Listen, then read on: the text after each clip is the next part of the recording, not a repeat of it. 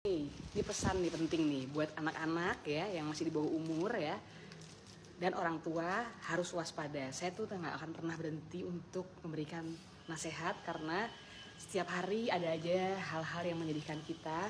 Pasien saya ini anak perempuan berusia 15 tahun, masih SMP ya, SMP kelas 3, dan datang dibawa oleh orang tuanya dengan kepolisian, minta visum karena katanya diperkosa. Nah, masalahnya yang jadi utama adalah ketika kita lakukan pemeriksaan visum, hasilnya adalah selaput darah robek, perineumnya ada robekan lama tuh sudah lebih dari 1 bulan, ada juga robekan baru di dinding vagina, dasar vagina, kanan kiri semuanya robek-robek, selaput darahnya juga robek. Dan setelah kita lakukan wawancara ulang, pertanyaan-pertanyaan yang lebih dalam, anaknya mengakui bahwa dia memang diperkosa sama orang ini.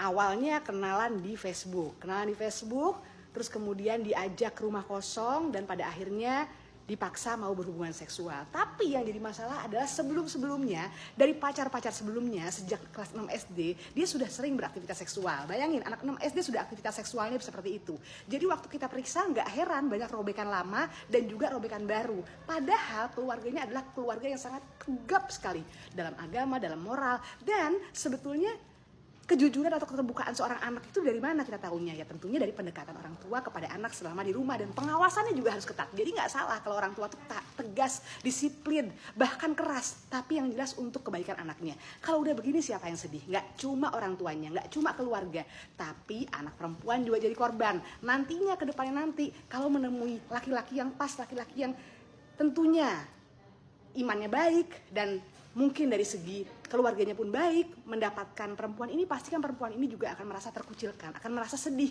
karena merasa dirinya dia sudah tidak perawan lagi ya. Jadi pemeriksaan visum itu nantinya harus melalui kepolisian. Kalau polisi kasih surat kepada dokter untuk melakukan pemeriksaan visum itu harus dilakukan. Jadi bukan keluarga pasien datang minta divisum, nggak bisa. Harus dari kepolisian dulu ke rumah sakit minta dokter untuk divisum. Hasil visumnya itu nanti dibuktikan dalam bentuk tulisan dan pemeriksaan yang kita periksa langsung kepada pasiennya dan korbannya.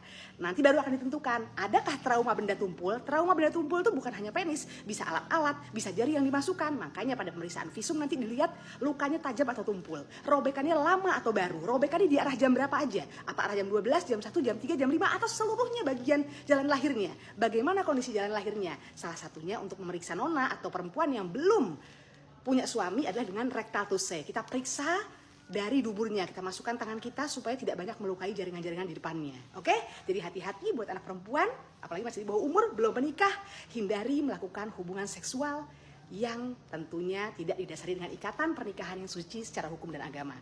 Orang tua juga lebih mawas diri karena banyak banget kejadiannya di tahun 2022 aja. Saya dipanggil di 29 kasus persidangan kekerasan dan tentunya persetubuhan anak di bawah umur. Oke, Dokter Amira, dadah, love you all. Salam pagi.